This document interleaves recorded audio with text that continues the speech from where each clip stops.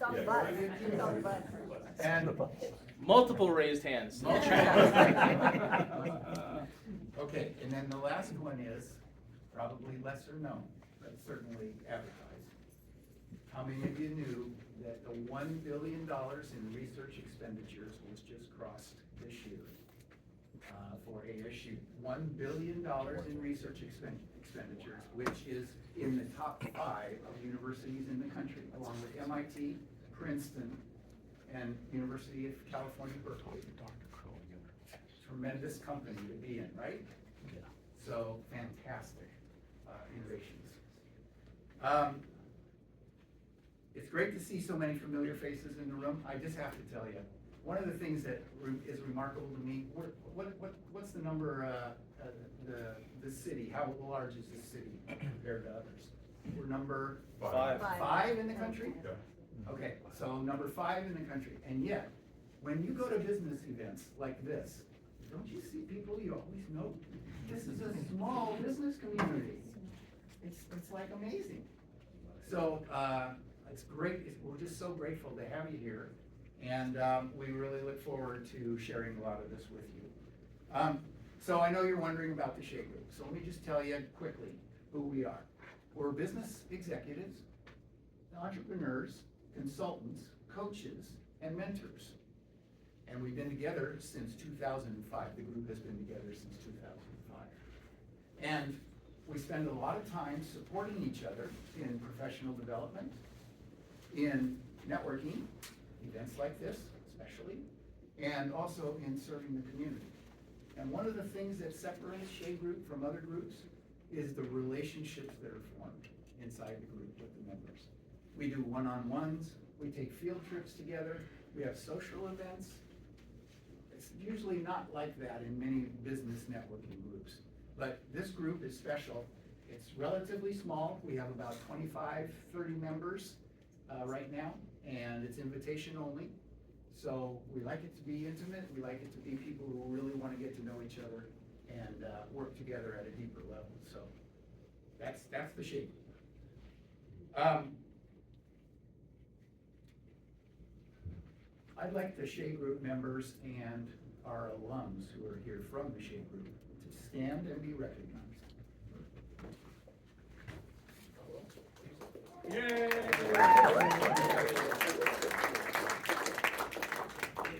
Proud group. Okay, so events like this take a lot to pull together. You all know that already, right? A lot of people to thank. I'm not going to go through the list. I am going to say the Shea Group members stepped up to pull this together and make this happen. And obviously, our 4 panelists here have been instrumental in helping us to figure out what's the content we want to provide. And that gets to our 2 objectives for this meeting. The first objective that we have is the low-hanging fruit. Obviously, you're going to come away from here maybe with a little bit more awareness about what specifically is going on innovation-wise, and maybe raise your pride level about ASU here as you exit the room. The second is a little bit more challenging, and that objective is that we want you to learn from the lessons that they'll be talking about and be able to adapt those and take them back to work in your own organizations. Everybody's got innovation going on in their organizations at some level, and the question is, how are they so successful at just continually, perpetually creating innovations? It requires culture, it requires leadership, etc. You're going to hear about some of that today. Not just the innovation itself, but how did it come to be? How did it come to be? All right, this meeting could not have happened without one pretty special individual. It just happens to be a Shea Group alum, Mr. Ryan Johnson. Ryan?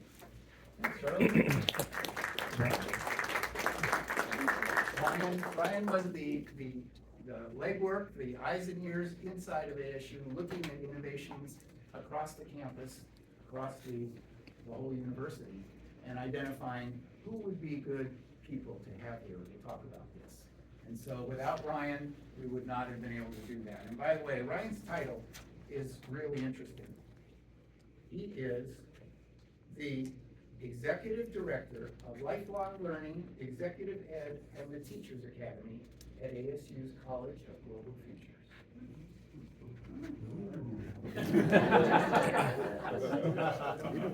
I think that job was built just for you.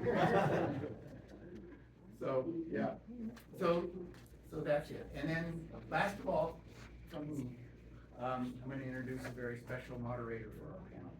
Our Shea Group member, Bill Goodwin, is one of those people who makes things happen. And he has been scaling 4 companies over the last 10 years, 20, over the last 20 years, scaled 4 companies, had 2 sizable exits, most recently and famously, his telemedicine company sold to Walmart. MeMD sold to Walmart, the company that he had scaled and brought to that point. He's a consummate business coach. He's a consummate business professional. He develops high-performing teams, and I can't say enough good things about him. So I'm turning it over to Bill to take us through the panel and all the good stuff that's coming. Thank you. Good morning. Let's try it again. Good morning. Good morning. Happy Friday. Thank you for being here. So I'm going to ask this group here some questions in a little bit. I really want you to learn all the ways ASU is really becoming not only an innovative university, but bringing out innovation and making it a big differentiator. So bear with me. I'm going to read introductions of each of these people so you know who they are. All right? We're good? Okay, good. I'm going to start with Mike. Mike, thank you for being here. Mike is the Director of Business Development and Corporate Engagement and Strategic Partnerships. In his role, he collaborates with companies and organizations to learn about their needs and challenges and to facilitate connections across the university. His portfolio is mainly focused on sustainability, industrial design, and AI opportunities. Mike has over 20 years of experience in leadership and organizational development in public higher education, and leverages his natural curiosity, which we know curiosity is a big thing in innovation, leverages that to advance university research and industry growth. Thank you for being here. Kim, welcome. So Kim Haynes is the Associate Director of Economic Development and Innovation Zones, which for those of you who know a little bit about ASU, that sits within the knowledge enterprise or the research arm of the university. Kim harnesses the power of ASU to drive business relocation and expansion across Arizona, and leads the engagement of more than 130 companies who are actually located within inside ASU. Kim, thank you for being here. I didn't know there was 130. Did anybody know that? Of course Vincent did, but I used to work there. all right. Laura Watlehorse, thank you for being here. Laura is the Assistant Vice President of the Office of University Affairs. Laura's team brings innovation concepts to life through partnerships and execution, with a particular emphasis on experience design and long-term impact. With a background in workforce and education partnerships, Laura brings a pragmatic, insight-driven perspective on how mission-aligned collaboration can expand opportunity and drive meaningful change. Thank you for being here as well. All right. How many of you saw Dr. Menno Eip's name and said, how do I pronounce that? Did I get it right? Close enough. Dr. Eip is a leader in institutional transformation. I'm sorry, she's the Vice Chair and Managing Director of the University Design Institute. She is a leader in institutional transformation and university design with more than 2 decades of experience advancing innovation in higher education. She serves as the Vice Chair and Managing Director, where she has helped partner with institutions across 26 countries to drive mission-aligned innovation.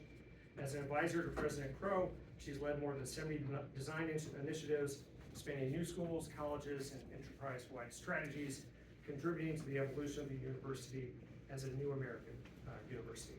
She is also the co-founder of 3 leadership development programs that have equipped over 850 staff and faculty to lead change from within.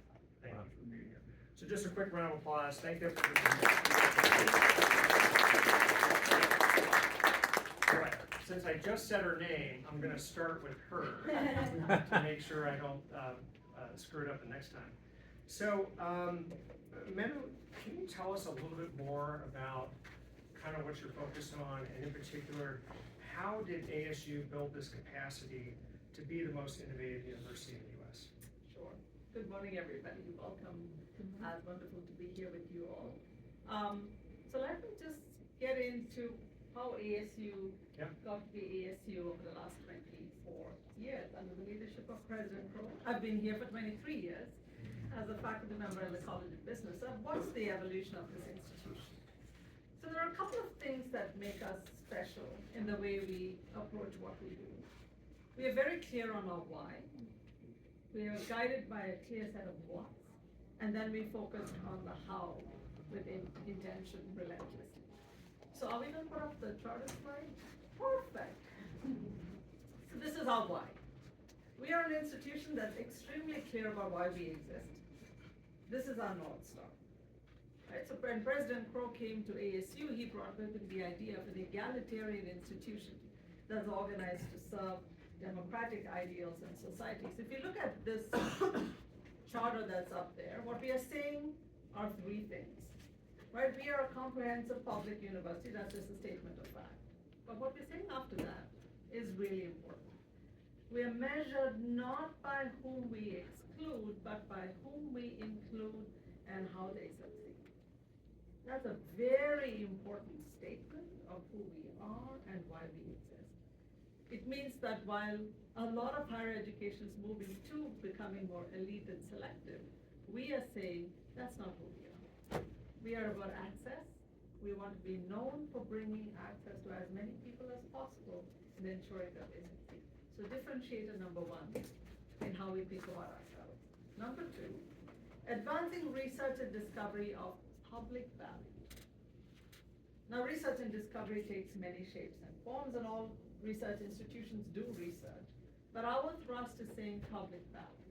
Now that doesn't mean we don't believe in basic research. Of course we do, right? We didn't get to the 1 billion by not being serious about research. But as an institution, we are focused on ensuring that the knowledge we produce makes its way into the hands of those that can do something with it, which means partnering with other academic institutions, with organizations, and members of the community that can consume that knowledge and do something of value with it. And then the third statement, which I think is in some ways amazingly bold for a university to say, is we take fundamental responsibility for the economic, social, and overall health of the communities we serve. That's usually not what universities do. Universities are degree-granting institutions who do research. So when we say these things in the charter, these are not just words. This is what organizes our thinking. It's our North Star. Now the beautiful thing about the charter is that this is not a statement of goals. We won't know that we have realized this because this is always aspirational. We went from 50,000 students to almost 200,000 students, but have we checked the box on that? No, because it be evergreen, right? So the foundation for our innovation, the foundation of our success is these ideals that guide decision-making, that guide the way we think at the institution. And so we are innovative not because we're trying to be innovative. We're innovative because we're trying to achieve the ideals of the charter, which force us to do things differently because these things are really bold, right? So innovation is the means to the end. It is not the end that we are seeking. So the why is really clear. It's not just a thing that is clear for the leadership of the institution. Often those that visit us are amazed at how faculty and staff across the institution can recite the charter. And some people think that's really weird. That everybody is aligned. And I would say that is part of the story of our success. Championed relentlessly by leadership, but something that people live and breathe.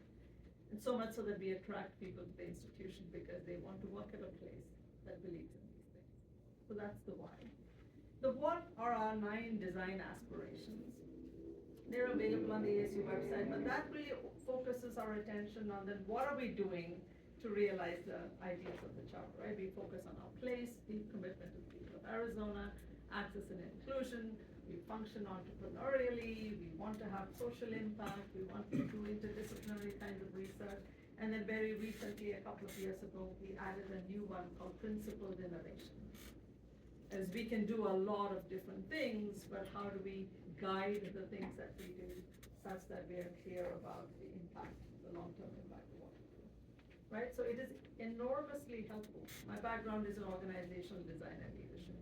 So when you get a group of humans to organize themselves to do a hard thing, it's very helpful to have that North Star, to say, okay, what are we doing? Then the rest of it is the how. And we focus on the how relentlessly with clarity. So the institution has goals, long-term goals, and every year the leadership tweaks the goals and we are all made aware of what those are.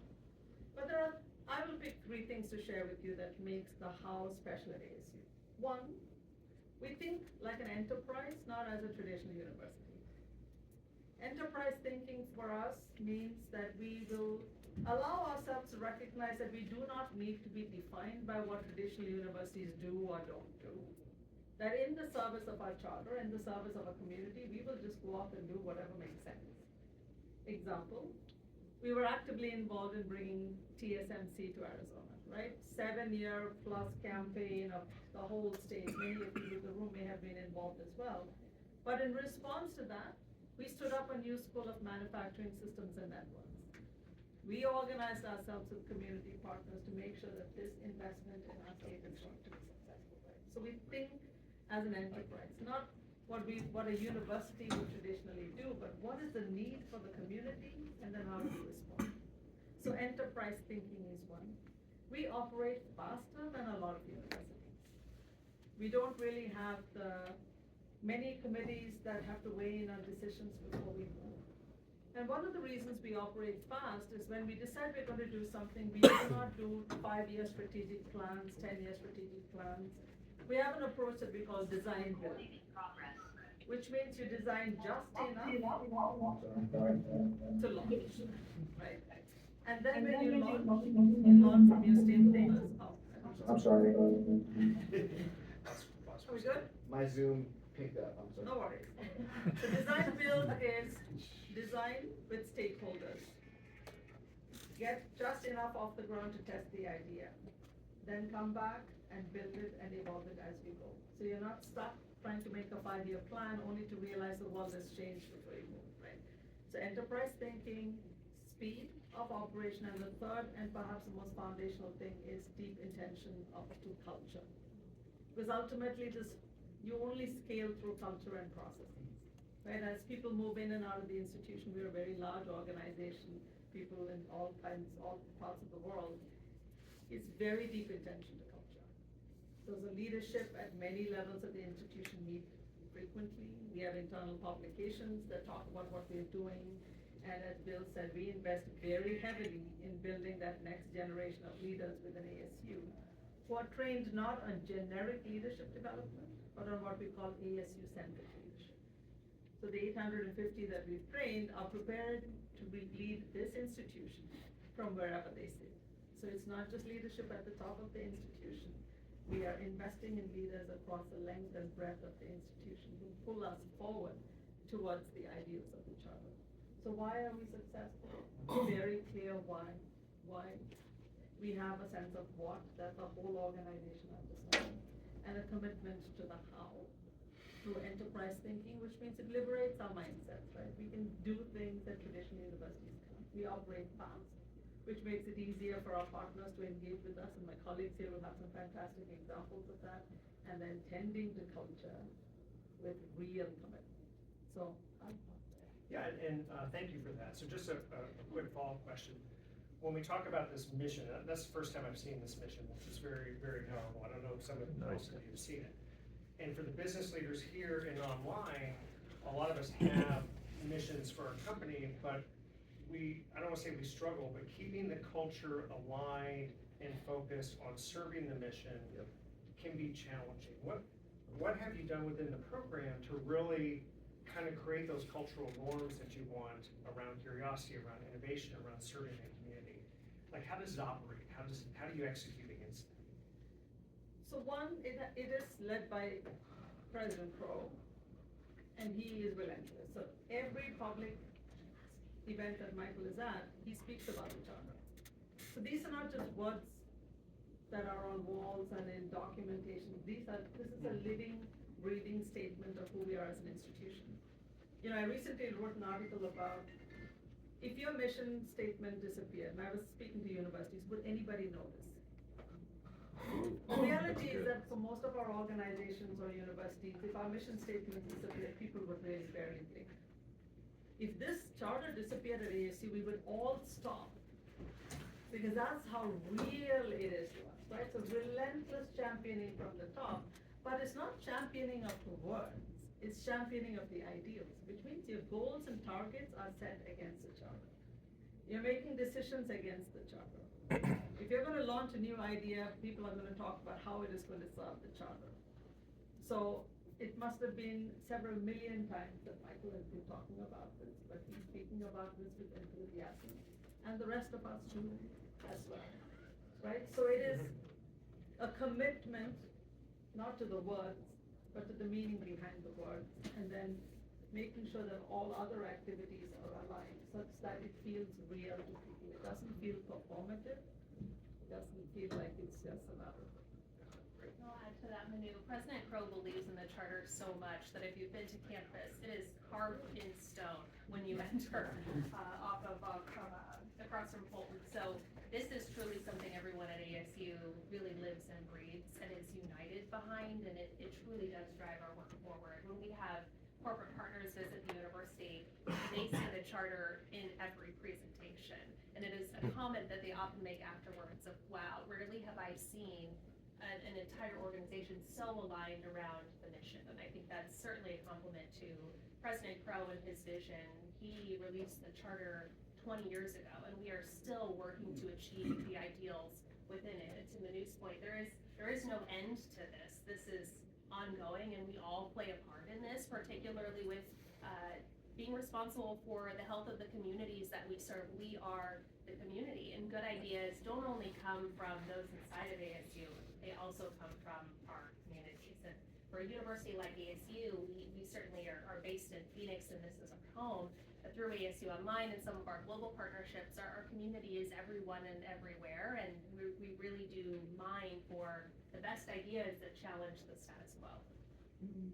What questions do we have for Dr. White? How long do you think it really took for that charter to get baked into the DNA of the organization? We started to see some rumblings in around year 5. Because then people started to get a sense that this was serious, that we were truly going to be a different kind of institution. And as we got closer to that 10-year mark, you could see that there were some fundamental shifts.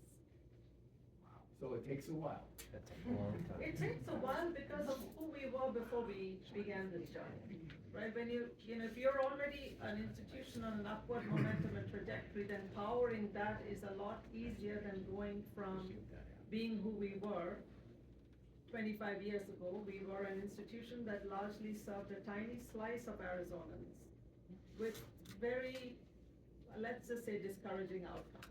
Now it's the #1 party school in the country. Thank you for that, yeah.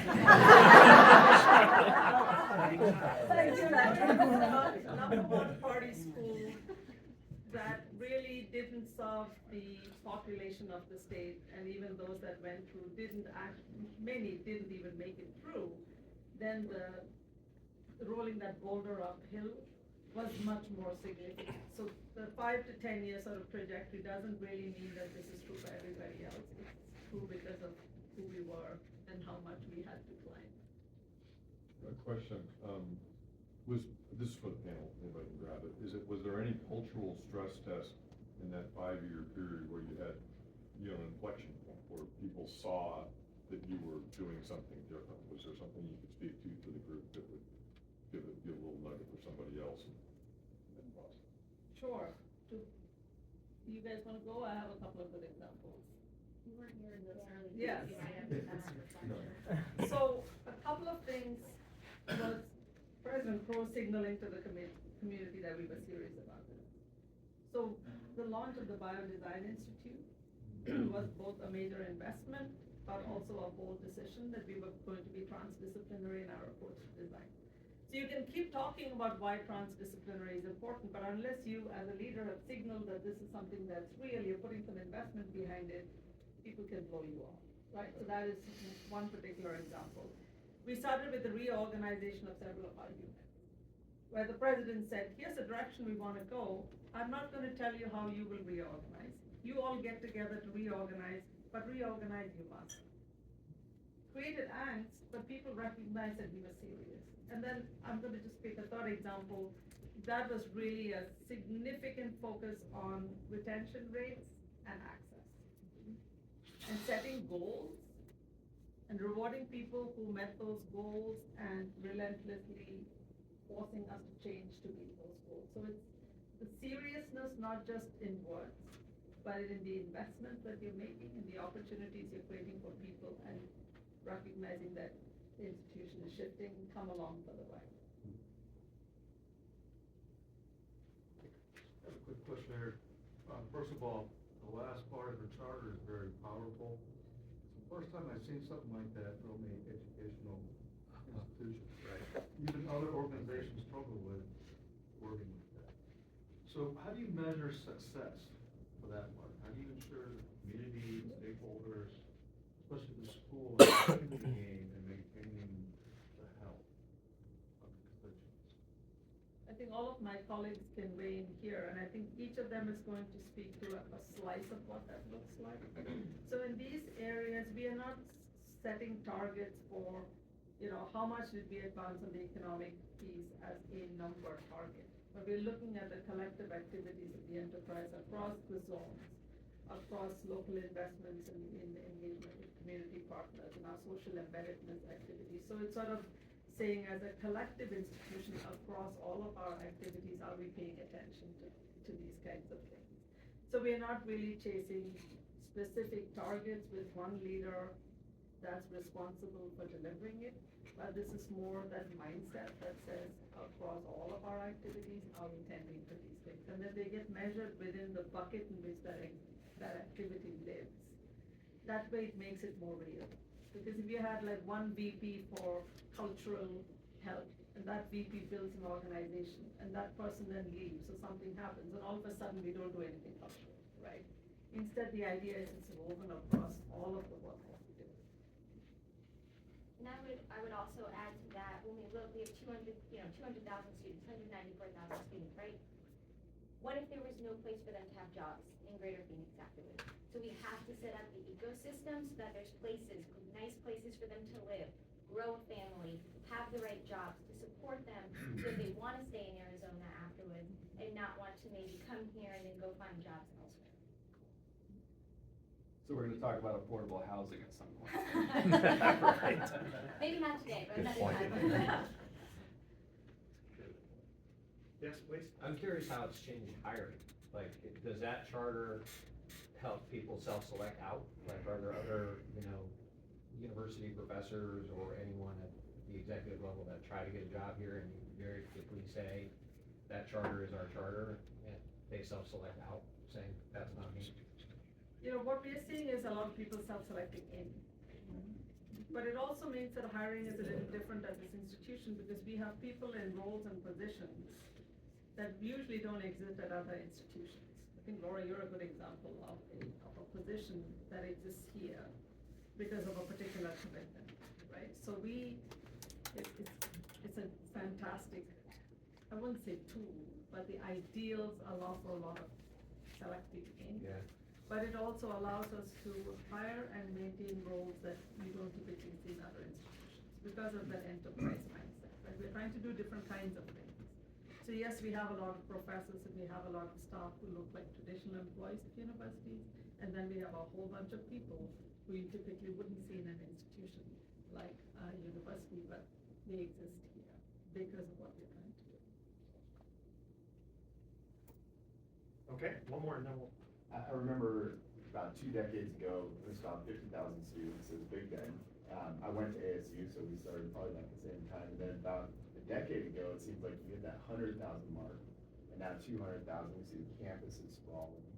There's so much going on in ASU since everywhere, now leading in innovation. So what were the setbacks? Because I think from outside, it just seems like this rocket ship trajectory, but what were the setbacks and lessons learned along the way?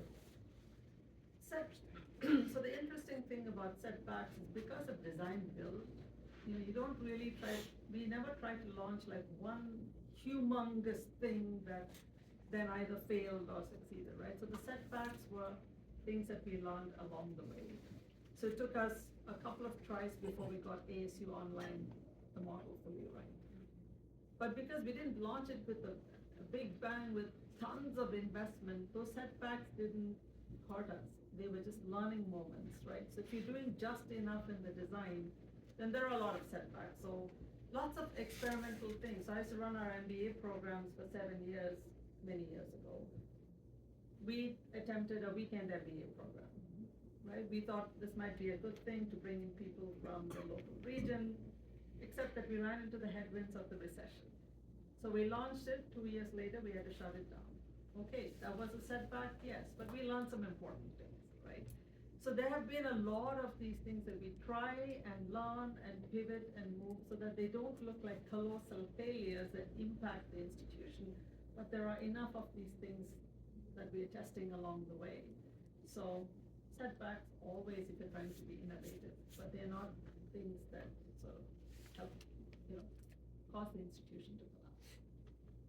And the charter as is, makes it a safe place for you to try those new things, new ventures, the weekend MBA program. You tried making more people being accessible on weekends. Didn't work, but it's okay because now it's the next chance to try the next thing to make it more inclusive and greater access. So it's really a place where if there's a new idea, we lean on the charter and say, well, let's try it. It's gonna help, the overall health, it's gonna help advance research, and if it doesn't work, we'll try the next thing. Yeah, one more question, but it seems like that whole, when you tie into innovation, this experimentation culture, we're not gonna learn anything if we don't try it, and some things will succeed, so, that's part of a truly innovative university, correct? Yeah. That's great to see. One more question, then we'll move on. Jim? Yeah, thanks, and thanks for allowing it. I'm relatively new to the area. This is my first deep exposure to ASU. Phenomenally interesting and uplifting what you shared. Particularly caught with the idea that you started with the charter and showed such uniform commitment to that. Very, very impressive. But my question, you should be probably the best person to answer because it is economic. Being the #1 university in America in terms of student size, et cetera, can you share with us what percentage of your student body is online versus on site? And secondly, how has the economic model that you built here allowed you to do so many innovative enterprise level activities which other wealthy universities have not been able to do? Let me take your student question first. So about 70,000 students are on campus, many of our campuses in the metro area, and the rest of the students are online. Online doesn't mean that they are from Arizona. It just means that that's a modality that they're choosing to get their degree because they're otherwise occupied or, as a rule, our online students are slightly older. They're all working professionals, so that's an ease of getting the degree. So online students can be from anywhere. So there is that piece of it. But in terms of the economic model, in some ways, we were forced to become entrepreneurial in our orientation. We are Arizona State University, but less than 10% of our operating budget comes from the state. So there was a moment where we had to say, either we figure out how to resource the things that we want to do, or we contain ourselves to what was possible through existing state funding. We decided we were going to be entrepreneurial. And so we have grown our foundation and the endowment of the institution. We grow through partnerships, and Laura will talk about one of those partnerships. So we have found every avenue to raise the resources we need to be able to do the things that we want to do in the service of our community and the charter. So in some sense, what felt like originally pressure of inadequate investment from the state turned out to now be a fantastic thing. And the state has continued to invest, and we just had a 50 million investment in our health building downtown. We have had a philanthropist who just invested over 100 million in helping our new medical school. So it's building that community of people and organizations who see us pursuing this mission. They are energized and excited. They want to be a part of it. But that is very much what makes us innovative. That was a perfect segue to go over to Laura. Laura, if you can just give us a little bit on what you're focused on and maybe a little bit more on the Starbucks College Achievement Plan, that would be great. Yes, happy to. And it is a perfect segue, Manu, because so much of who we are at ASU with our charter and the way that we organize internally not only attracts people who want to work at ASU, but it also, to an external audience, attracts people who want to work with ASU. And we tend to attract a lot of like-minded business leaders or community members that raise their hand and say, hey, I think what you're doing here is really interesting. I'd like to have a conversation about what we might imagine together. And I lead the relationship that we have with Starbucks. We have a number of different Starbucks initiatives, but I'd love to talk today about the Starbucks College Achievement Plan, which is considered a gold standard in higher education partnerships between higher ed and industry, and how much we can advance when we share a common goal.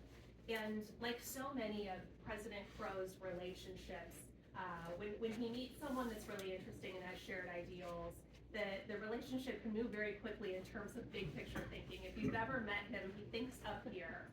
And he and Howard Schultz, who's the founder of Starbucks and chairman emeritus, were on a board together called the Markle Economic Forum Initiative. And really it was focusing on the future of people, the future of work, and workforce advancement.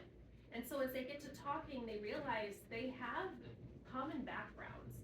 Both would describe their backgrounds as coming from a lower economic class, where the likelihood of them getting to where they are today was very small. They were able to overcome many odds, complete their degrees, and become successful in their areas of business and in higher ed. But they realized that it's a challenge, and higher ed was getting more expensive. There's this view that there were a lot of barriers, and keep in mind this was over 10 years ago. And so Howard Schultz, in leading Starbucks, said, we are often viewed as being forward thinkers in a frontline retail worker space in terms of our benefits. They provided healthcare coverage to partners, and that's their word for their employees, they call them partners. They provide healthcare coverage for part-time and full-time partners. They get bean stock, so if you work at Starbucks, you get stock in the company. That's cool. And so that mindset of you can't develop a successful business if you also don't invest in the people was core to Howard's mission. You can already see some alignment in how President Crow was thinking about ASU and the university, this concept of access and impact, and how do we do more to serve our communities.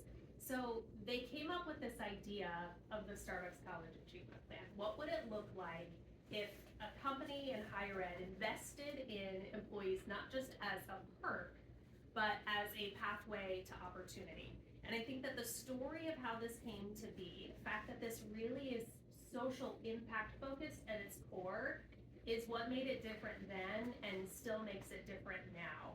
And for two really big reasons. One, employees were able to choose whatever degree program they were interested in. That's almost unheard of today. Typically, a company will say, we'd be happy to pay for your bachelor's degree, but it has to pipeline into something that is going to be available to you here, which is wonderful. That is certainly a pathway that works. With the frontline retail workforce, where Howard really saw opportunity was, I understand you might not want to stay your entire life working at Starbucks as a barista. In our corporate roles, they have about 2,000 positions available. It's not realistic for a workforce of 200,000 people to all move into this tiny slice of the corporate space.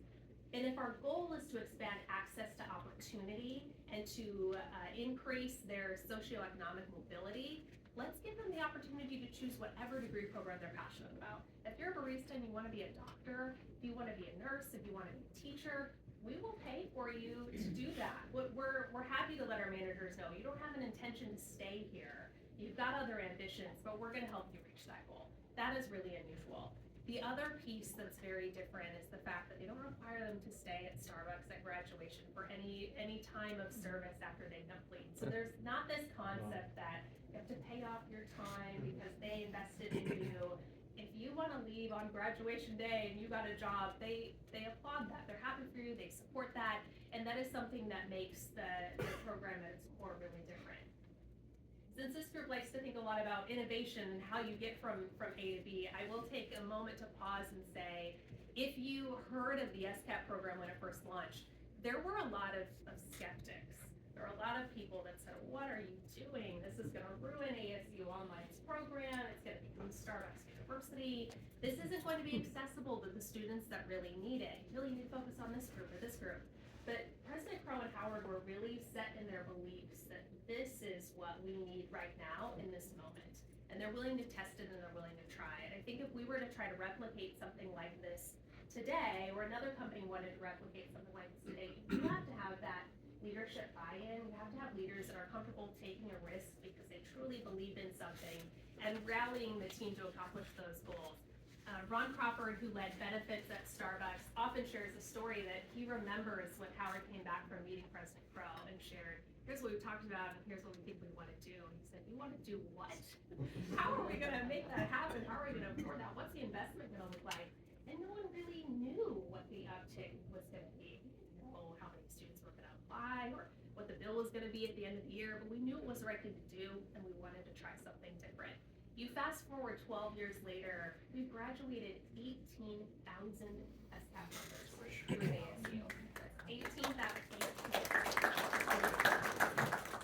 So much success, and we're going to celebrate in May another 1,000 graduates from ASU. About 200 to 300 of them come to campus every graduation season. And Starbucks offers this really beautiful moment where we invite the graduates to a spot on campus. Their CEO, Brian Nickel, will share a few words. President Crow always speaks to the grads. But then we open up the floor and we let them share their stories of impact and what this program meant to them. And I always tell first-timers, I know you've all been to this event, bring a tissue because the stories are so impactful. And we're not only hearing from partners who have participated in this, we hear from their family members too. And I think that's so important to touch on because it hits the community aspect of our charter. If you are someone who in your family did not think of yourself as college-going material, or you saw so many barriers to access, and suddenly you have this door open for you, and you're willing to put in the work, I always say, we open the door to opportunity, but it is the student who has to do the work. And to be a working learner is not easy. Many times these partners are non-traditional students, so they're trying to balance their work at Starbucks, they're trying to get in as many classes as they can, sometimes they have family members at home. This is a huge commitment, and if you're chipping away at your degree program, this can take 3, 4, or 5 years, so it's a lot of determination. And when they finally get to that moment, they see such a increase in their self-confidence and their abilities. Their family members see that in them, their brothers and sisters see them accomplishing this big goal. Their stores celebrate them. We've had so many partners say, the customers at my store knew I was pursuing my degree program, and they have been cheering me on along the way. We've even had some community members that will throw little parties for the graduates when it's their graduation week before they come to Arizona. And so I love how it becomes a community event, but then those graduates stay in the community and help make it a better place to be. They're more engaged, they're inspiring other learners.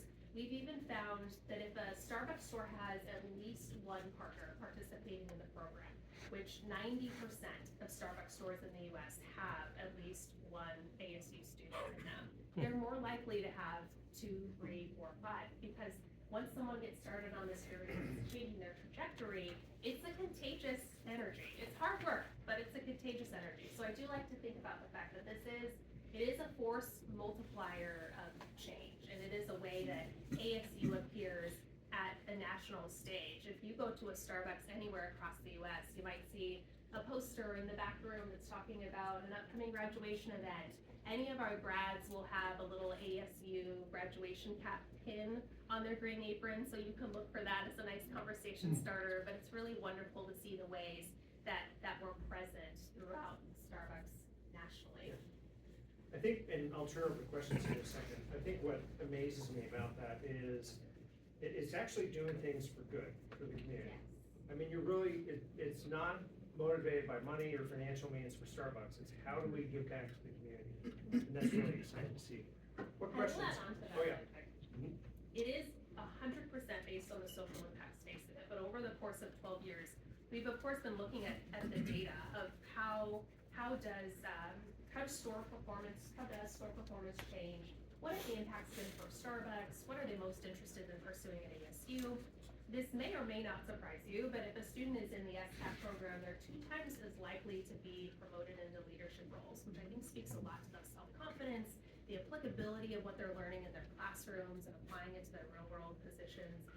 They tend to retain longer, which might not be as much of a surprise. If you're getting your degree paid for and that's a goal of yours, of course you're going to retain. But I think that's really important to know. 20% of partners who participate are first-generation college students, which I think is really fantastic. And an innovation that came from the launch of this program to sort of speak to some points made earlier that innovation doesn't happen overnight.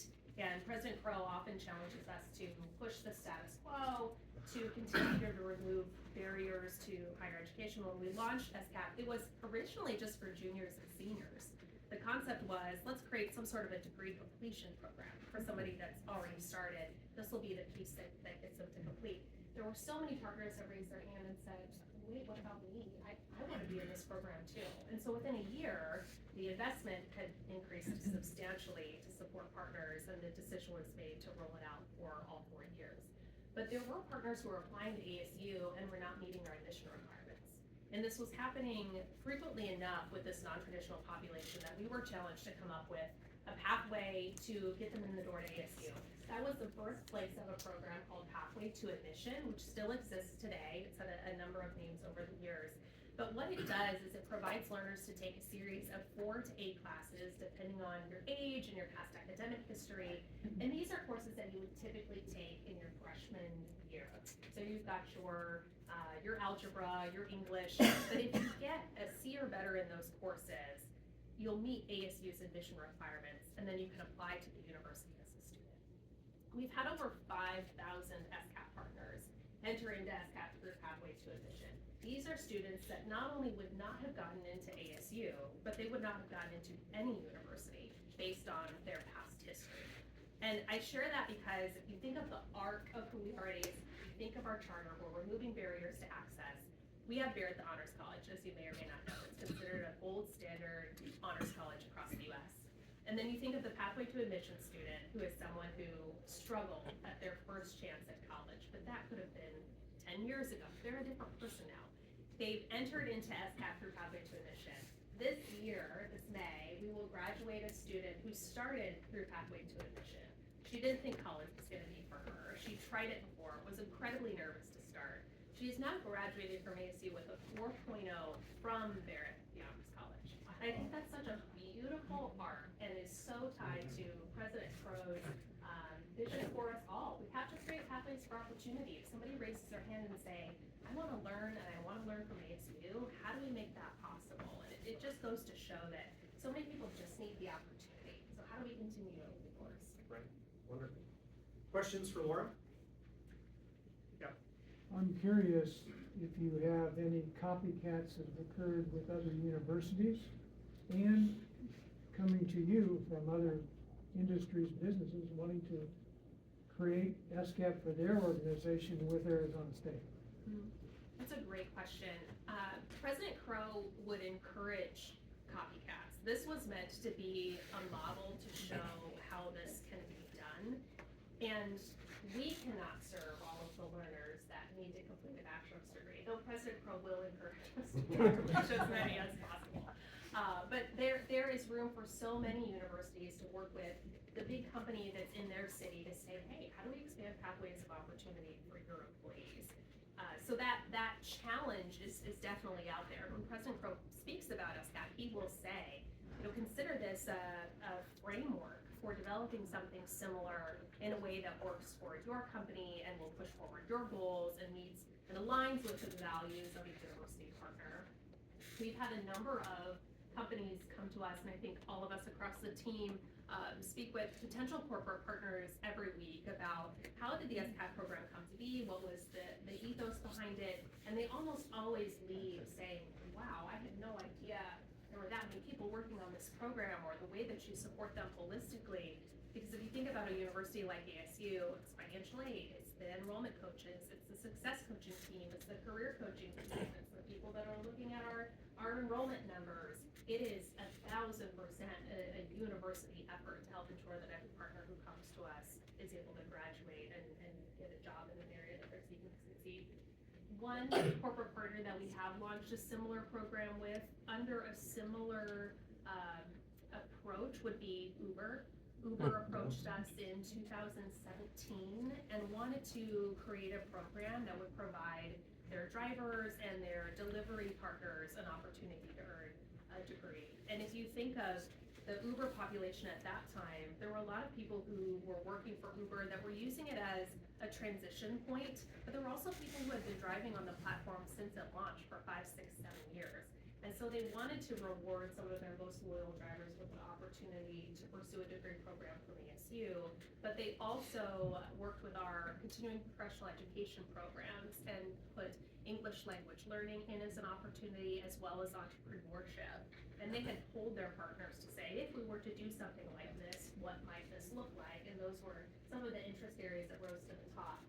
Two things that make that program different, when you think about the learner base you're serving, there were a lot of immigrants that had a degree from a foreign institution and get to the US and feel like there's going to be so much opportunity, only to say, well, your degree isn't from a US-based institution, that doesn't mean anything to us, and so they feel like they're starting over.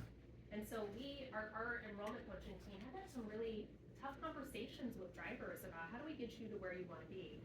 But they also offered the opportunity for drivers to extend that to a family member, which was really interesting. And now when we look at our graduates, 2/3 are drivers or delivery partners, and about 1/3 of them are family members. But I always thought that was a really unique approach to help expand the impact on their population. Back there? Well, I love partnerships and what you did with Starbucks, and I didn't know about the Uber side. Curious, and this is a little crass, but what about, how does the cash flow work? Who pays what, and how much is done for you from a Starbucks perspective? Yeah, great question. The way that the program is set up, and this is the same with Uber as well, partners do have to fill out a free application for federal student aid, the FAFSA, as most students do when they're applying to college. We encourage them to take all of the free aid that is available to them. ASU provides a small scholarship to those learners as a part of our arrangement with Starbucks, and then Starbucks pays the remaining balance. This is all done up front, though it didn't always used to be that way, which is something else from an innovation standpoint that is worth talking about. It used to be set up as a tuition reimbursement model, and that is fantastic for partners who can come up with the $4,000, $5,000, $6,000 to start. And some of them can, or they can take out loans, or they've got a family member that can loan them the money. But there were so many students who said, that's too risky for me, or I don't have someone in my family that can help get me started, so they just didn't apply. In 2002, we made a change after some pilots with Starbucks in certain markets where we were running the tuition up front, behind the scenes. It had really helped increase participation. And so when we launched it across the partnership, we saw a spike in applications and so many wonderful emails from partners saying that this is the game changer that is going to allow me to enter this program. Great. With regard to the FAFSA, I just red flag there for me for a second. So that application considers student loans to be free aid. Of course, loans aren't free. It's only the grants that they're Perfect, required thank to take. Yeah. Yeah. Starting to get a There are heart still palpitation. yeah. Many of our students will graduate with no student debt. We also cannot stop students from taking out. Understood, student that's a loans good if they question. choose to Sure, do so. thank you. I know we had a question in the way back. Yep. Yeah, more of a just for Laura. So like, say my company's interested in setting up a partnership like that. How do we go about doing that? I was thinking about emailing Michael, but maybe there's a more direct approach. Well, I'm happy to chat with you as well. Would love to hear more about what problem you're trying to solve within your employee base, and thinking creatively about what would be the opportunity that makes the most sense for you. We have so many companies that will come to us and say, I love this idea. This isn't quite what we're seeking to do, but we love the spirit behind it. What can we do that makes sense for us in this moment? So we'd be happy to explore that with you. I just have a quick piece to that. So ASU is not just a degree granting institution. We have a part of the organization called the Learning Enterprise that focuses on all non-degree credentials. So that is if you are a local business that is interested in upskilling employees and so on, degrees are not the only way to engage with ASU. There are sort of a whole suite of non-degree credentials. Some are already available, but then there are others that are being developed with corporate partners. That's great, thank you. So Mike, on to you, a little bit about you. I know you do a lot in terms of corporate engagement, strategic partnerships, and fill us in on what you're doing, and also on the mobile wastewater treatment program that you have going. Right, so maybe we can go to the next slide. So I work in a central office in the research arm with the University of Texas. Called corporate engagement and strategic partnerships, working with fielding inquiries from companies all day long. And could we go to the next slide? Yeah, great. So vast institution, lots of faculty expertise, lots of resources here. And an example that I wanted to share in innovation is we have a mobile wastewater test bed that we can deliver on site to a partner. So this came about because we have a partner, a corporate partner that needs ultra pure water for its production facility here in the valley. And lots of industries need ultra pure water, food and beverage, semiconductors, healthcare. This is a food and beverage company. And they had a challenge that they brought to us in the way that they treated their wastewater. They took water right out of the tap, but they needed to make it ultra pure for production. And through that treatment process, they were getting 70% yield of ultra pure water, 30% was brine or sludge that was being trucked off site daily, multiple times a day. So they're not getting 100% of the water that they're able to use, and then they have this additional expense of trucking it off site. So they came to our water researchers and presented this challenge. We delivered this mobile unit to their site, and we started analyzing the water. And we were able to look at the brine that was left behind, and out of that brine, capture half of it and make it ultra pure. So delivering half of it back to the facility, so increasing the yield. And what was left behind was the waste that we could compact into solids that could then sit and until it was trucked off later. So it reduced the expense of trucking it off site. So the benefit was twofold: more water that they needed and less waste to get rid of. So this happened because of our relationships with these partners. They were able to share with us this challenge, which I love. Laura just responding to the question, what is the challenge, you're the problem you're trying to solve? That's what we are here to do. So this is just one example of how we take what's happening in our labs and our faculty researchers to solve a need that has impact for the communities that we serve. It ties right back to the charter. How long did that process take? People tend to think of the universities as being very slow. So Well, you started working with that company, you solved the problem, what was the duration of the problem? Yeah, it was a couple years. So it does take some time. We had analysis to do. We had to get, the unit there installed, start testing. But we do move quickly. We do try to move quickly. I'll add on to that comment because I think that's a great question that oftentimes universities are viewed as moving really slowly. Yeah. Manu and some members of the team just got back from the ASU GSB conference, which is a global ed tech conference in San Diego. And I attended that for many years, and someone approached me once and shared a comment that I thought was interesting, and it's just resonated with me. He said, I attend ASU GSB every year. We hear from so many different universities here about the problems that they're seeking to solve and how they're going to solve them, and they talk a lot about it. You're one of the few universities that when I show up next year, the problem you've talked about trying to solve, you're already working on it. You've already started something. You're already doing it. And I think a lot of that is the speed at which we work at ASU. And when you talk about what attracts people to the university, I think it is that speed, that green light, that ability to push and try new things. And if you're gonna fail fast, but learn from it and then try the next thing is really what powers our innovation engine in many ways. So Micah, and what, you get organizations coming to you saying, help me solve this problem. How do you vet these? How do you, I mean, because it sounds like, yep, we got it, we can figure it out, but there must be some vetting criteria that you use. Yeah, so there is a team of us in corporate engagement who do the vetting, the initial vetting, and what we try to do through discovery sessions, a couple of discovery sessions usually is learn about the partner, learn about the challenges that they're facing, and then identify the right resources across the university, facilitate a conversation with that researcher or that research center or that faculty member, and look for the opportunities to collaborate. And we do it to provide the researcher and the faculty member, it helps them apply their work, their thinking in real world environments that helps them. It addresses the public value component of the charter. It also helps our students because now they have access to this production facility. They're there helping with the treatment of the water. They see what the real world of work is like. They learn what is a production facility like. It's not exactly, the way it used to be when we think about grime and blue collar. So it's a great opportunity all around. Yeah. Yes, please.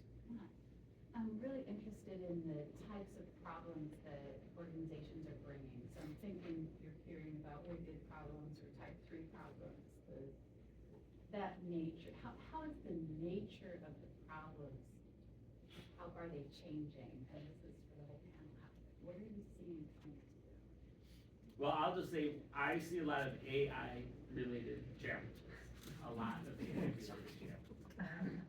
And that influences a lot of different industries and different processes within industry. So a lot of AI, and I also, sustainability is a big part of my portfolio. So I see a lot of sustainability challenges about reuse or reduction of materials or alternative materials when resources are limited. So how does that change, if it does, your approach to innovation? What are you learning from the nature of the problem? Well, AI, for example, we have a relationship with OpenAI and ChatGPT, which 6 months ago was very different than what it is today, as we all are learning with it. But the initial relationship gave us access to experiment with it, and we had pilot projects all over the institution looking at what's happening, how can it impact our processes. I'm not sure if I'm answering your question, but it's a collaborative approach with the partner, using their tools and their resources and their challenges and applying them to ours in that example. I can build on that. A lot of our academic units have projects that they do with partners, right? Focus on students. There's a particular unit called the Luminosity Lab at ASU, where it's a group of students who are working really with industry partners in solving problems. It's a multidisciplinary group of students, and they're focused on whatever the challenges that the company has that is being brought to them. So this is the way the institution is learning as well, right? In that instance, in the Luminosity Lab, we are learning through our students who are trying to solve these problems with our partners. And almost every college, or not almost, all colleges have these relationships with local partners. So yeah, I think it's a collaborative, everybody learning together all the time. I have a follow-up question with a little bit of a preamble, so forgive me. I spent a lot of years in higher education and still have post-academic stress disorder. I think it's hard for people who aren't familiar with the way work is normally structured on a campus, any campus, to understand what, Manu, I think you spoke to as one of the primary innovations that is powering everything else, and that's this middle layer of connective tissue that you have people throughout the university who are leading these conversations, asking these questions, exploring opportunities, because typically you have the administration, it's a silo of silos problem, right? You have the administration, maybe the Center for Teaching and Learning is trying to get faculty pedagogy at some level, but there's nobody else who's really reaching across units and departments and schools and things of that nature. And it leads to the just inability to solve those kinds of problems. Somebody comes to, I was at Berkeley for 12 years before coming here. Somebody would come to us and say, can we do this? And well, I don't know, and I don't even know who to ask, right? So can you and maybe anybody speak to that specific piece? Because this is the human practices innovation. You actually have people leading these conversations, answering the phone, but then knowing who to talk to. They're not faculty. They're not typical university staff, the success teams and the enrollment teams and things. So can you flesh that out a little bit more? Tell us about these folks. So ASU has what we call a corporate engagement, strategic partnerships, and economic development team. So that's what Megan said. Our job is, that's our charge, is to be able, that's what we are hired for, to be that front door to the university. So we understand that especially ASU is a maze. It is, you could be lost in ASU trying to find the right person, the right researcher for weeks, months before you find the right person. And that's where we're here to make those connections and find the right department you need to be at. Even if we don't know the answer, we go to experts like the panelists that we have here that can help guide us to get you to the right place so you're not the person sending a million emails, making a million calls. We say, thank you so much, we have our discovery calls, and then we go about our jobs is to find the right connection point for you. And that's also very unique at a university to have a department that's solely charged with that. Now, ASU does have side doors you can enter, as do all universities, and that's where sometimes you might hear stories of people getting lost, but they just really do need to find that front door, which is a special designated team at ASU. And because we're all rooted in the charter, when we reach out to find a connection, the other end is always receptive. This is the third university that I've worked at. It is unbelievable to me when I reach out to, a researcher or scientist that I don't know, but somebody said, or I saw it on their website, that they respond affirmatively. They want to talk to the contacts that are reaching out to us. Yeah. So if I can just, look at this from a slightly wider lens. Yeah. The example that they're talking about is structure, right? To do what we are able to do, we need leadership, structure, and culture. And leadership, not just from the person at the top or the team at the top, but a leadership from across the institution. Our deans need to be committed to be able to do this, such that the faculty and staff in their units can do this. Non-academic unit leaders can do this. Then you set up the supporting structures. Understand what functions need to exist in an institution that traditionally didn't do these kinds of things. Hire foreign staff within these structures. And then there is the culture, right? That you're not going to get into trouble if you talk to an industry partner without checking for permission first. Or you're not going to get into trouble if you reach across the institution to another unit and say, hey, we now have a water problem. Do you have water people over there, whatever the thing is, right? So it is really leadership, structure, and culture woven together in meaningful ways, and then the center of gravity becomes the charter. There's something that anchors all of the activities that are happening around this. That's what holds it together. And an absence of policing of boundaries, protectionism, everybody has egos. But it sounds like there's a set of conversations that transcend that, which is very special. I think we have the opposite problem of that. We don't know what everybody else is doing. Yeah. So we often land up in places and situations where we are surprised to find other ASU colleagues. So that may be now our next problem to solve, is that everybody is entrepreneurial trying to solve problems. We sometimes don't know that other parts of the university are in the same space.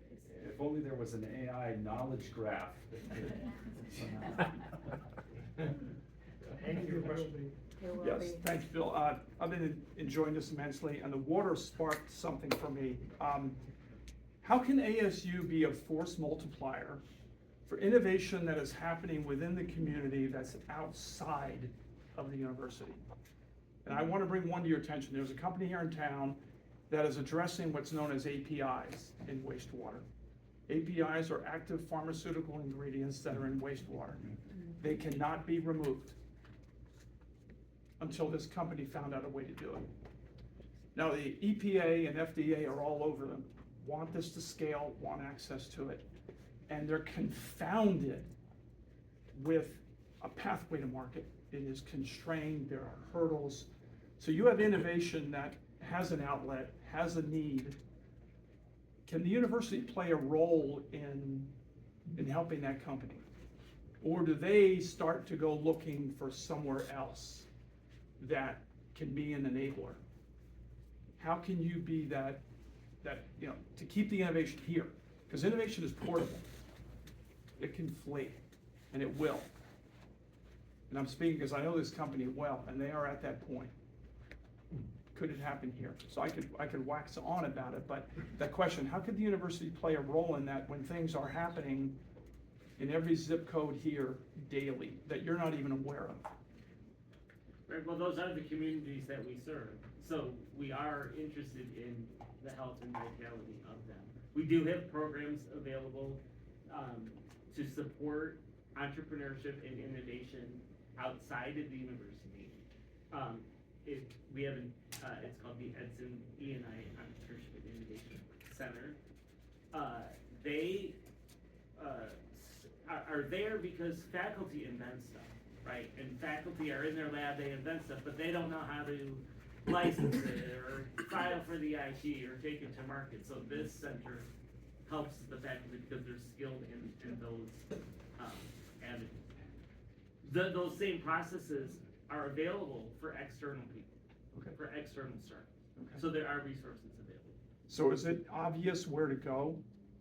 No, it's not obvious, Okay. but there's programs here that can help. So how do you I think the two emails on the way. Yeah.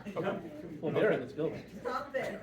And Brian, You and I are there's really- a lot of people who spend a lot of time thinking about water and health and so on, so. Right, and That could be our something. system here is, our structure is federated, really. So I'm in the central office, Brian is in a discipline-related office, but we collaborate constantly. Shameless plug for the Shea Group, but part of the genesis of this meeting coming together was the mentor program at EdSen, and a lot of people there at the Shea Group came down here. And one of the things I was very impressed with is that one of the things the Shea Group's ethos was that we helped because we could. We would have these meetings, take apart presentations on entrepreneurship, and a lot of grinding went on in this room. But that was the process that sort of, and I really appreciate what you guys are doing, is there's students that are just gonna struggle in this process. And in the world we live in, that's, we need to rush into that process as opposed to saying they're struggling, leave them alone, which many of us grew up sort of in that school of hard knocks, I think. But I think it's really good that we're doing that.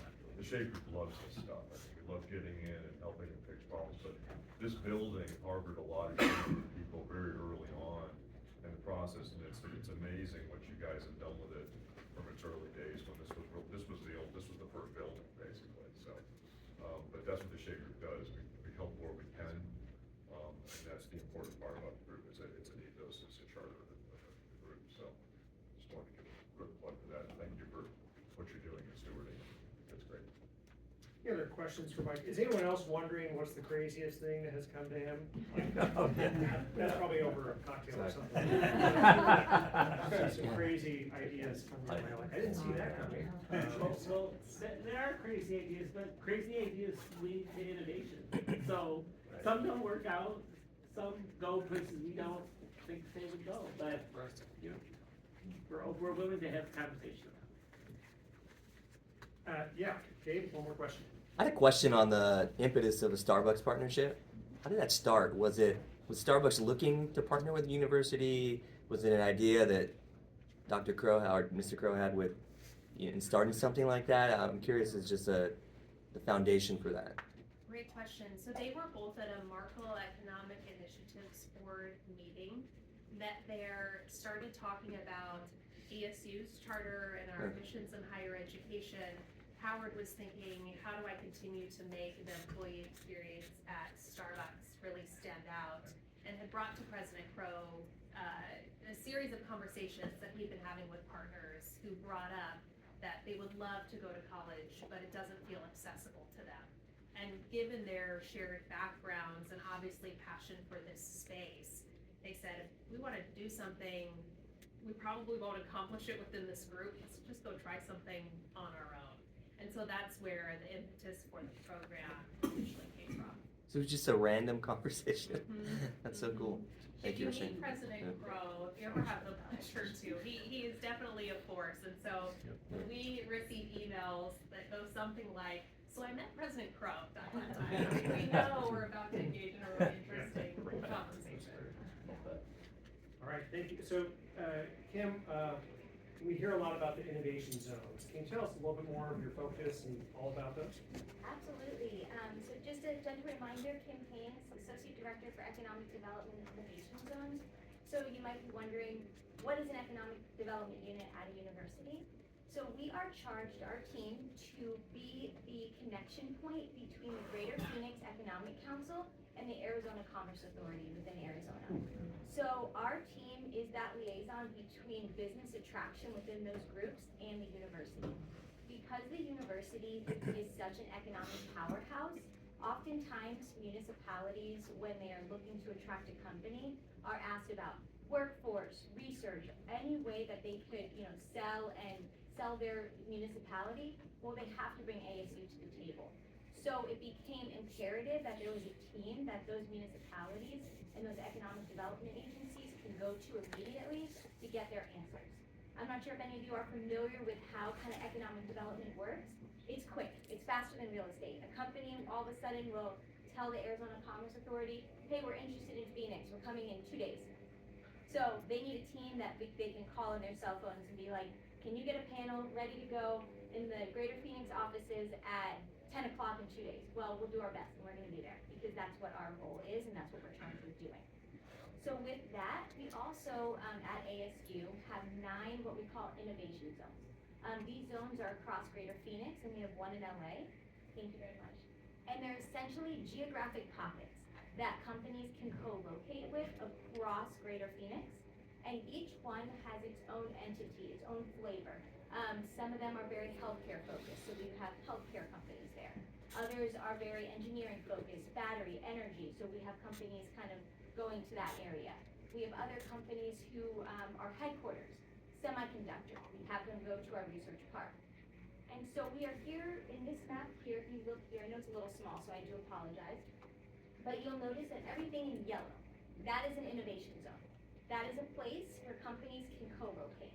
Some of them are more readily available for co-location, others are still under development, but these are designated places that a company would be considered a tenant within and of ASU.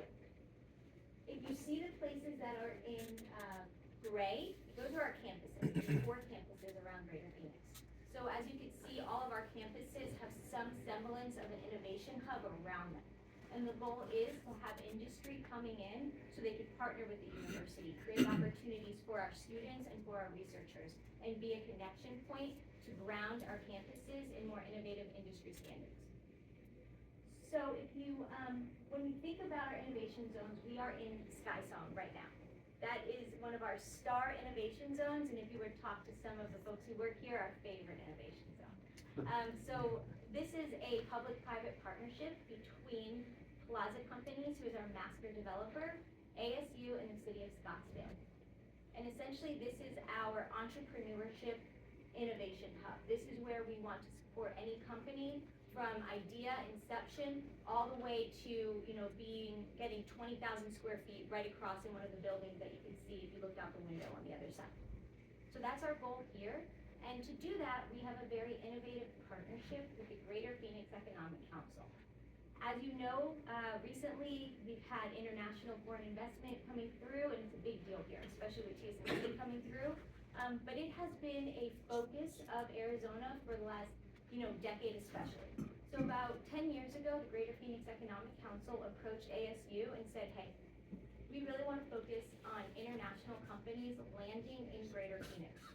What can we do? What do you think? And there was a lot of conversations going on. And that's where the Arizona International Soft Landing Experience was born.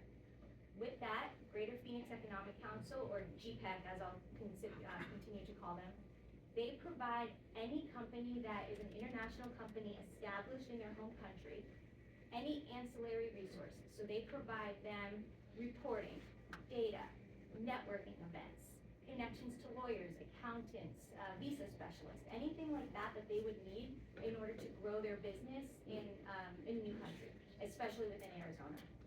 Then ASU provides the physical infrastructure, the most important being an address, a US-based address, and that's at Skysong, right here. So if you go upstairs and go a little bit over here, you will find a bunch of international companies. You'll see cubicles with their names on it. Now they travel a lot, so they might not be physically right here now, but they all have desk space upstairs. And that is what the Arizona Soft Landing Experience is. It's a place for an international company to land here.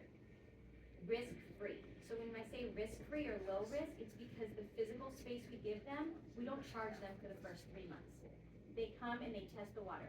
There's no charge to be part of this program from ASU or GPEC. Instead, what we want them to do is say, hey, we are going to stay here for 3 months, grow our business, see if it works. If it does, great, we'll stay in Arizona. If it doesn't, that's okay. That's part of that charter that allows us to take risks and see if things work and are successful. So with that, does anybody here know how many companies are heard of this program have gone through the experience so far? We've had 30 international companies, and we've had a 70% success rate in them staying in Arizona afterwards.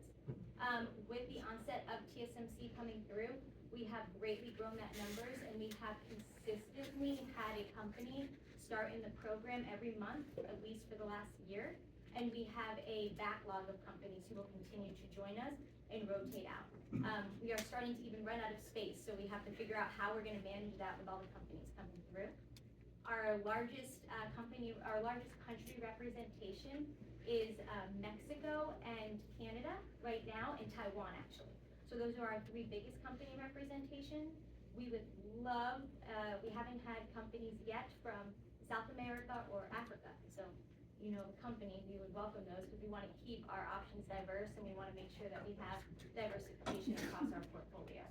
So that is, in a nutshell, what we're looking at with the soft landing experience. One piece of item that I know that is a challenge for us is with semiconductor boom, with the bioscience boom of Greater Phoenix, companies coming through not only just need physical desk space, they need lab space. And that is a problem across the board in those industries. It's just not available. It's very expensive, especially clean room space for semiconductors. So we are working now on models in which how can we bring a company here who needs lab space, and how can we find space and sparse that space out so that it's usable for them, and they can still land here, not having their own specific one, but where can we borrow, beg and steal from other places to get them here first. So that is, in a nutshell, the Arizona International Soft Landing Experience. Hey, Kim, before we turn it over for questions, okay, so that's the first time I've heard the 70% success rate, and that's 3 months, and they stick it out. So how is the university supporting them to make sure they get the best chance of succeeding? Yes. So oftentimes when an international company they'll send one representative, right? And they'll say this one person is charged with expanding the entire business in another country. So that's where we come in and step in, and interns are perfect for something like this, right? Let's get you an intern. You get an intern, you don't have to pay for a desk for them. We're gonna provide all the necessary resources for you to be successful. We might have companies that need English language training, right? ASU does that. So then we would connect them with the company there to get that training done so they can go have business meetings and be successful. Researchers especially, we have some companies, I'll give you an example, Sanyo Corporation of America. Their business model is that they represent startups from other countries, and then they bring those startups and then they launch them in various departments in various regions. So how can we connect that company with researchers at ASU to help ignite and bring those companies to fruition? Yeah, that's great. Questions for Kim? I have one. We talked about novice innovation corridor and that opportunity zone. And that whole issue of getting a smart city started right on campus, pretty amazing. But can you tell us more about that? Yeah, so Novus Innovation Corridor, you might actually, if you ever drive through Tempe campus, you'll see it. There's a big sign that says Novus Place. It's under construction. It's only about a third complete right now. But that is our kind of first play at a live, work, and play experience, all within an innovation zone. So majority of our zones are office spaces, things like that. But this is within one intersection in Novus Place. You have ASU Global Futures Laboratory, you have an office building, you have apartments, and then 5 Fox restaurant concepts. And the idea is gonna be that this is a place where you don't need to drive. You can just walk around, either go to school, you could work, and then you could have a place where you could be more technology focused. You could go and do things. You don't need a car, and we can try to bring new and innovative hubs. It's still not all built out. It's right across from Tempe Town Lake, if that kind of helps you navigate where that is. But we're looking at how we can take that idea and concept and bring it more to other innovation zones, such as our Polytechnic Innovation Zone, which is all the way in Mesa by Gateway Airport. So we have an innovation there, and so how can we bring some of those learnings to there so we can bring families into the play and things like that. And speaking about, talking about how the university, I think someone had a question about how the university, capital or money or something like that, we use these innovation zones to help pay for things at the university. So Novus is charged, companies that co-locate with Novus, they're paying for some of the improvements to our athletic facilities that in turn are bringing tourists to Arizona, and in turn helping those restaurants and those small businesses that are located in the area thrive. So it kind of, as you can see, domino effects from there.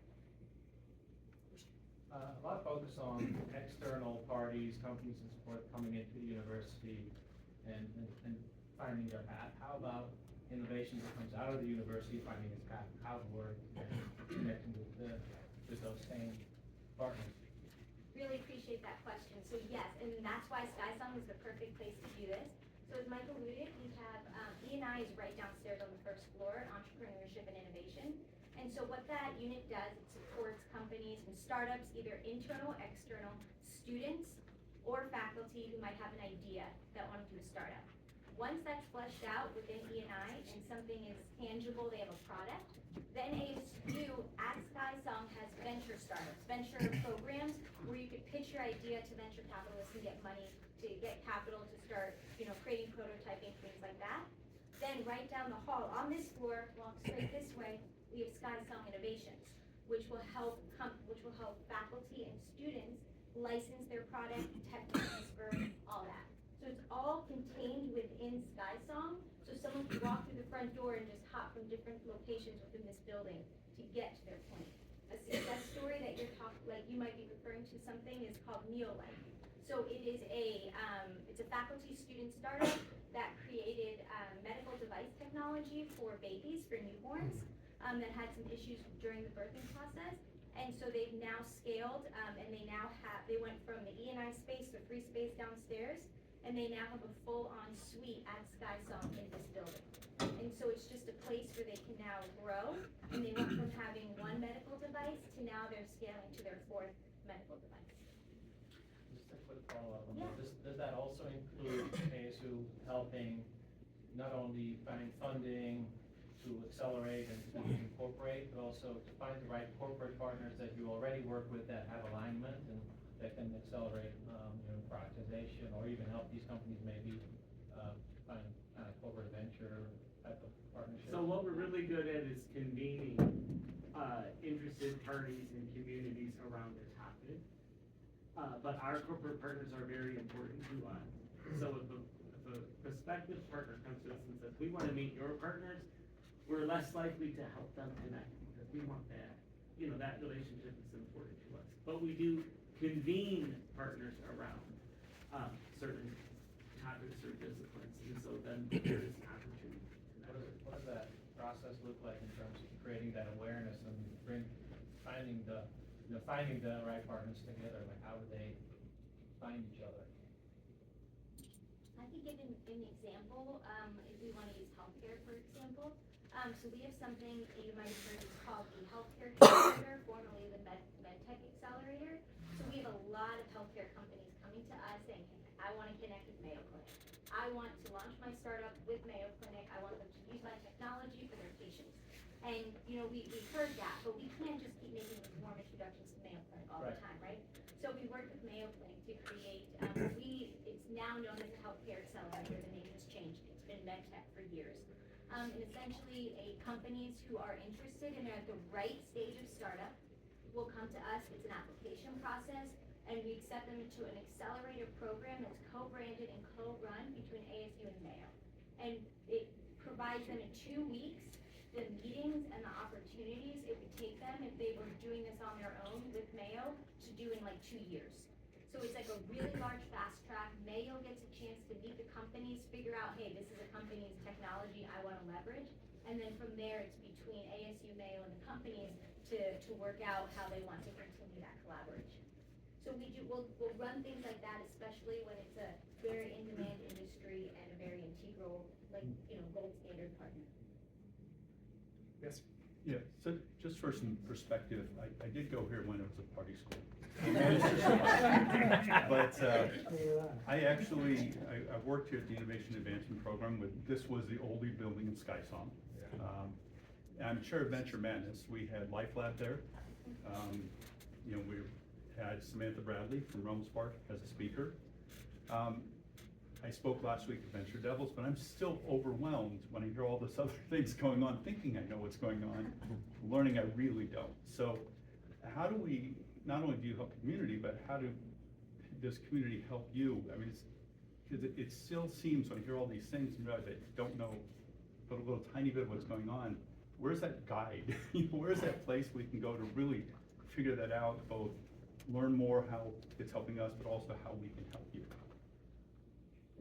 That is a really good question, because those of us who work at ASU also feel overwhelmed and keep track of what we're doing. So it's a shared phenomenon, but I would really turn that question back to you and say, how might you, now that you know us, you've been on the inside, now you're on the outside, what are ways that we can make ourselves more accessible?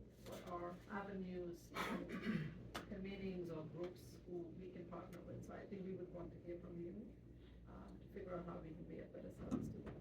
Yeah, I would also say support us, attend our events, attend things like this, share what you've heard today with others in your networks, reach out to us, you know, for clarification or follow-up.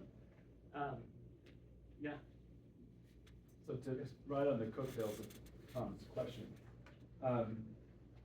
some of us who are in communications and media have been saying out loud for years, hoping somebody would pick up on the idea that as vibrant as our innovation ecosystem is here, we are very poor at telling stories about ourselves to ourselves.